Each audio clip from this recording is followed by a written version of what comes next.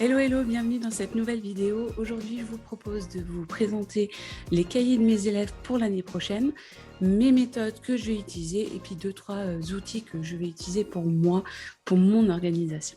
Donc, on commence tout de suite par les cahiers des élèves. Alors, pour les cahiers des élèves, j'ai tout d'abord celui-ci qui est un 48 pages en 17 x 22 en violet. Alors, tous mes cahiers vont être avec une couverture polypropylène. J'entends déjà ceux qui vont me dire il y a beaucoup de plastique. Oui, mais moi, les protège-cahiers ne tiennent pas dans l'année.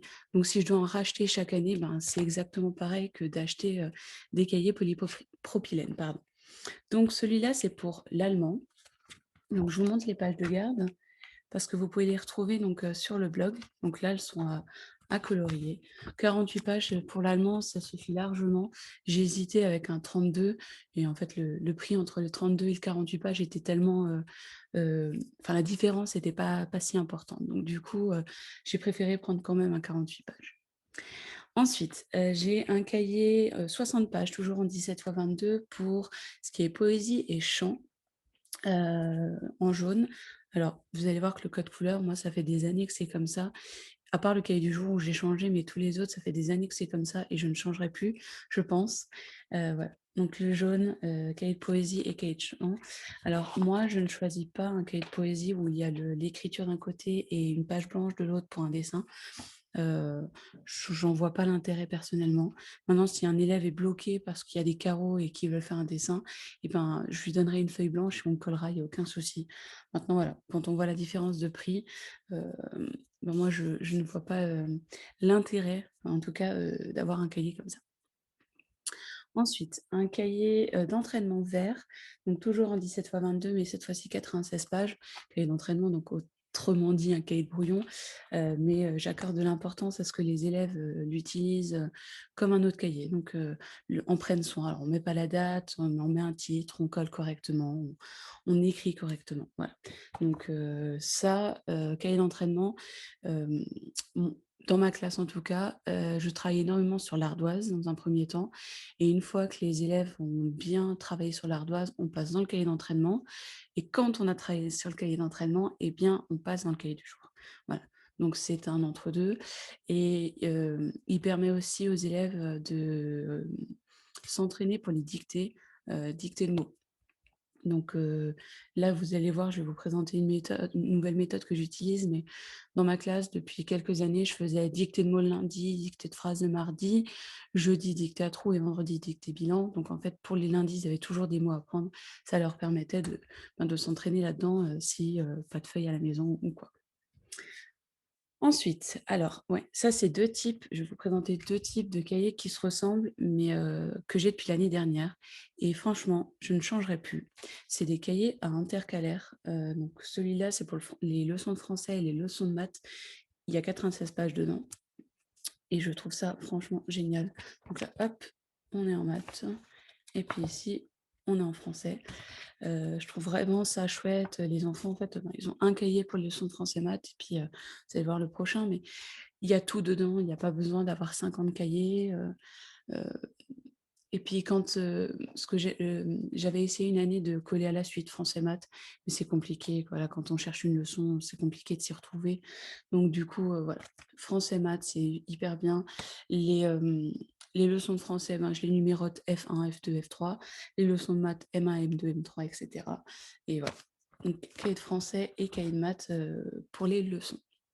Et puis dans le même esprit, on a celui-là à 4 intercalaires, donc celui-là, pardon, il a 140 pages, où je vais mettre l'espace, le temps, les sciences et l'EMC. Voilà, je l'avais déjà l'année dernière, je trouvais que ça fonctionnait bien. Alors, il y a toujours des élèves qui ont du mal à se repérer, mais comme on numérote les leçons, ben, si ils l'ont pas, ils ne la trouvent pas, ils vont chercher dans leur cahier puis ils vont la retrouver. Donc là, la page de gap pour l'espace, la page de gap pour le temps, sciences, pour les... Voilà. Et 140 pages, pour moi, ça me suffit largement. J'adapte mes traces écrites pour que ça rentre, donc aucun souci. Le dernier petit cahier que je vous présente, alors il a pas de page de garde, pardon, parce qu'en fait, c'est notre cahier de liaison. Il est commun à toute l'école. Toute l'école prend un cahier de liaison, avec couverture, transparente. Alors moi, je choisis 48 pages parce que moi, pour mon utilisation, ça suffit. J'ai des collègues qui font des classes vertes, donc ils prennent forcément un cahier plus épais. Mais pour moi, ça suffit. Et puis on a une page de garde en fait aussi commune à l'école où on a les informations de l'école, on a les numéros de téléphone des parents, des éducateurs ou, hem, ou des responsables légaux, voilà, en première page. Comme ça, si un enfant reste devant l'école, à midi ou à 4h30, ben, n'importe quel enseignant peut appeler, sans avoir besoin de même nous, même moi, je ne connais pas les numéros de téléphone des parents par cœur. Donc si j'ai un élève qui est devant l'école, je ne suis pas obligée de retourner dans ma classe pour revoir, les fiches de renseignement. Donc là, au moins, sort ton cahier de liaison, hop, on appelle tout de suite. Ça nous permet d'économiser du temps, sachant que je suis dans une grande école où donc on a 17 classes, mais du coup, c'est un très grand bâtiment sur 3 étages, donc voilà. Donc, et le dernier cahier, le seul en 21 x 29,7 qui fait 96 pages, j'en aurai normalement 3 par élève, dans l'année. C'est le cahier du jour avec la page de garde, heu, pour le Tour de France que nous allons faire avec mes élèves. Je vous invite pour ça à aller voir la dernière vidéo, qui est celle avec, Guy Amalfitano, pour en apprendre un peu plus sur le projet. Et puis, ça arrive très bientôt pour ceux qui vont vivre cette vidéo et qui attendent, le dossier, pédagogique. Donc là, on a terminé avec les affaires de mes élèves. Donc 1, 2, 3, 4, 5, ouais, 7 cahiers, que moi j'ai commandés. En plus de ça, ils ont un trieur, pour tout ce qui est, feuilles volantes, donc feuilles de lecture que je ne colle pas. Hem, En espace-temps, par exemple, vous allez voir que la méthode, mais il y a des feuilles de recherche au début qu'on ne va pas coller. Donc on met ça là-dedans, voilà. Donc du coup, pour les feuilles volantes, pour les travaux à terminer, une pochette, normale pour les évaluations et puis l'agenda et un dictionnaire. Ensuite, on va continuer avec mes méthodes. Alors, si vous suivez peut-être un peu mon compte Instagram et mon blog depuis quelques années, ou depuis quelques mois, j'ai toujours, eu l'impression que d'utiliser une méthode, ça nous rendait, moins légitimes. Enfin, que j'étais pas, oui, pas légitime, parce que j'utilisais une méthode, en fait, ou moins bonne. Cette année, ben, je vais en utiliser plein. Je change mon fusil d'épaule et je me dis qu'en fait, c'est chouette parce que c'est pensé, c'est bien pensé. Après, on n'adapte pas, mais voilà. Donc, je vais en utiliser plusieurs que je vais vous montrer, dès maintenant. Alors la première que je suis super contente de tester cette année, mes collègues de CM1, CM2 l'utilisent déjà, c'est dictée et histoire des arts. Je pense que vous en avez tous, entendu parler. Enfin, c'est un phénomène un petit peu en ce moment, donc de Mélanie Poissel. J'espère que je n'écorche pas, le nom de famille qui est donc Mélie-Mélune. Voilà, donc il y a, toute une chronologie, en orthographe, et pour les dictées. Donc moi je suis super contente, d'utiliser et de découvrir cette méthode, cette année, donc pour, donc les CE2. Je fais un petit aparté parce que je crois pas vous avoir dit, en tout cas ici, que, j'aurais des CE2 uniquement. C'est vrai que quand je vous ai montré ma commande de fourniture scolaire, je vous ai dit que normalement j'avais des CE2, CM1 et bien finalement je n'aurai que des CE2. On attendait une ouverture qui ne s'est pas faite, donc je n'aurai que des CE2. Donc à mon grand désespoir parce que j'adore le double niveau, mais voilà. Donc ça me permet de tester plus de ressources clés en main. La deuxième qu'une collègue m'a prêtée, c'est Temps et espace à vivre, toujours pour les CE2, donc de chez Accès, Éditions, qui est donc, une histoire de petits touristes qu'on va suivre au fil de l'année. Ça fait 2 ou 3 ans qu'elle l'utilise, elle trouve que les élèves, fonctionnent bien avec. Cette année, c'était elle qui faisait Temps et espace, pour ma classe. J'ai pas trop eu à préparer des choses en temps et espace. Et les 2 années précédentes, j'avais, des CE2, CM1, donc c'est vrai que je faisais plus d'histoire et de géographie. Et donc voilà, donc c'est la première fois que vraiment je vais faire du temps et de l'espace. Donc je vais utiliser cette méthode. Je vous en reparlerai, en tout cas, si elle me convient. Toujours de chez Accès, j'ai pour les sciences le gros manuel Sciences à vivre. Alors, je l'ai déjà utilisé l'année dernière et je l'aime beaucoup. Maintenant, j'adapte parce que je trouve qu'il y a des choses qui vont extrêmement vite et d'autres choses qui sont extrêmement longues dans le manuel. Il y a des moments de séance pardon, qui durent dans le manuel, par exemple, 30 minutes, et moi, en 10 minutes, j'ai terminé avec mes élèves. Donc, j'adapte beaucoup, et puis je ne regarde pas, en fait, combien de temps ça dure. Je fais en fonction de moi uniquement.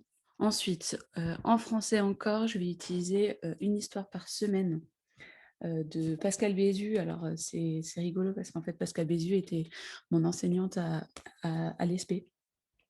Donc, c'est en fait 68 séances pour enseigner la compréhension de lecture. Donc, ce n'est pas de la lecture pour les élèves, c'est vous qui lisez à vos élèves et puis on va travailler la compréhension. Donc, ça, je trouve chouette.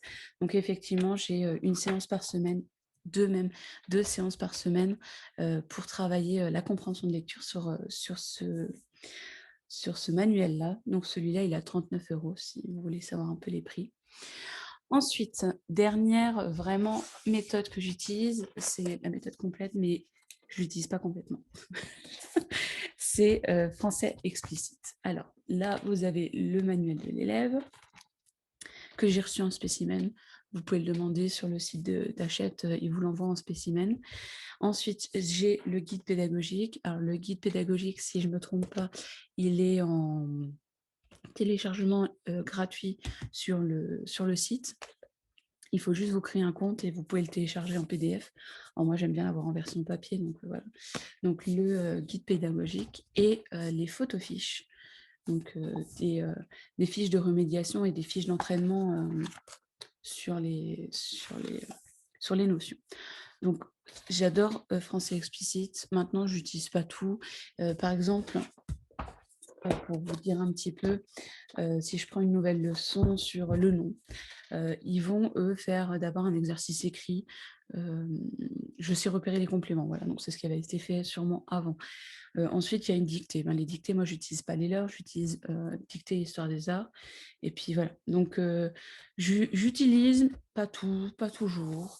Je trouve qu'il manque un peu de manipulation peut-être. Donc voilà, j'en rajoute, je fais à ma sauce. Mais en tout cas, j'utilise les 3 supports. J'utilise pas d'autres manuels de français pour piocher les exercices et tout. J'utilise que ça. Et les manuels de l'élève, on en a en classe. Donc en fait, même quand un élève a fini trop tôt sa fiche que moi j'ai donnée, tiens, prends le manuel, page 54 et fais l'exercice 3 et puis voilà. Donc c'est pratique aussi dans ce sens-là.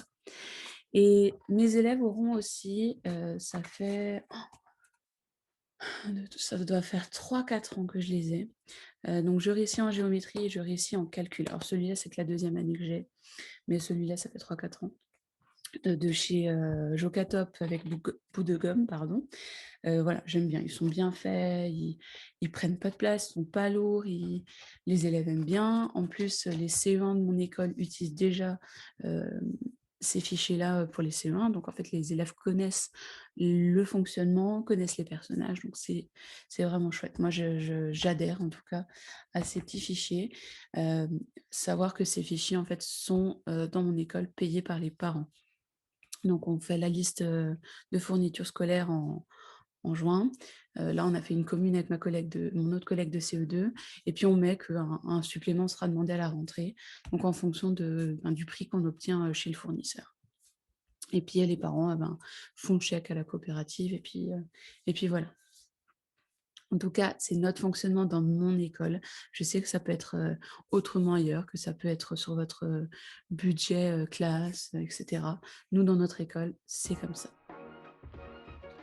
Et donc, pour terminer, je vais vous présenter les outils que moi, je vais utiliser pour mon organisation personnelle. Alors, tout d'abord, j'ai reçu l'agenda planeur de Entrée dans ma classe de Jeanne. Donc, je vais l'utiliser cette année, bien que voilà, mon planeur, enfin mon cahier journal, il ne va pas être dans mon agenda planeur. Il va vraiment être dans un autre classeur. Mais voilà, je vais m'en servir comme agenda, comme aide-mémoire, etc. Donc voilà, donc je remercie Jeanne de me l'avoir envoyé. Donc, voilà ce que je vais utiliser. Ensuite, pour mon cahier journal, justement, j'utilise ce classeur que vous avez dû voir dans mon ancienne vidéo sur les fournitures scolaires. Donc, c'est un classeur, en fait, où les pages s'enlèvent et se remettent facilement. Donc ça, j'aime bien justement pour mon cahier journal. Je mets le cahier journal dans une pochette et je peux le sortir dans la journée, me trimballer dans la classe avec et le replacer après dans le classeur. Donc voilà, donc ça c'est mon cahier journal, mon outil au quotidien vraiment que j'emporte partout. Ensuite, j'ai un lutin. Ce mot me fait rire parce que je n'ai jamais utilisé ce mot et je l'entends depuis que je suis enseignante. Ah, un lutin, un lutin. Bah, pour moi, c'est un porte-vue. Donc, le porte-vue ou le lutin, vert qui est pour les fiches des élèves. Donc, j'ai ma liste de classe dedans. Et puis, j'aurai les fiches de renseignement des élèves, les PAI, etc. Et les fiches de COP aussi à l'intérieur. Et celui-ci qui est pour les progressions et programmations. Donc, je remets mon emploi du temps. Et puis après, on a notre organisation, donc ce que je viens de vous montrer, mes méthodes. Et puis après, on a les progressions, programmations que vous retrouvez aussi sur le blog en ligne déjà. Je vous mettrai tout en barre d'infos si ça vous intéresse. Et puis le dernier outil que vous retrouvez aussi sur le blog, bah, c'est mon cahier de la maîtresse. Alors, j'ai rajouté des petits onglets pour trouver facilement les différentes parties. Mais ça, c'est vrai que c'est un outil que j'aime bien. Chaque année, je l'utilise pour les réunions. Voilà, on note tout dedans. Au moins, quand on cherche une info, ben, je sais où c'est. Parce que je suis un peu madame non-organisation normalement.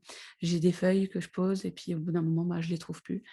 Donc voilà, c'est vrai que mon cahier de la maîtresse, pour moi, c'est un indispensable pour mon organisation personnelle. Il y a les rendez-vous avec les parents, il y a les fiches, enfin, il y a des renseignements sur les élèves. Voilà, il y a tout. Donc, voilà pour donc, les fournitures de mes élèves, enfin les cahiers de mes élèves, mes méthodes et puis mes outils personnels pour mon organisation. Alors bien sûr, il y a d'autres choses, hein, j'ai des classeurs, pour ranger les fiches. Dans la classe, j'ai aussi des barquettes à courrier. Voilà. J'ai d'autres choses. Maintenant que je suis chez moi, je ne vais pas dans ma classe de tout l'été. C'est un principe que j'ai, c'est de ne pas aller en classe de tout l'été. J'irai seulement à la pré-rentrée pour tout mettre en place. Maintenant, je prépare beaucoup ici, mais voilà. Donc, j'espère que cette vidéo vous aura plu, qu'elle vous aura peut-être donné des pistes de réflexion pour les années suivantes, parce que pour cette année, ça arrive peut-être un peu tard, à moins que vous n'ayez pas encore fait vos commandes de classe, parce que vous venez d'apprendre peut-être votre niveau. Donc, peut-être que voilà, ça vous permettra de réfléchir à ça, de découvrir peut-être des méthodes que vous ne connaissiez pas, bien que celles que j'utilise sont assez connues quand même pour le CE2. Et ben, j'espère donc que cette vidéo vous aura plu. N'hésitez pas à regarder les anciennes vidéos. Et puis je vous dis à très bientôt sur cette chaîne.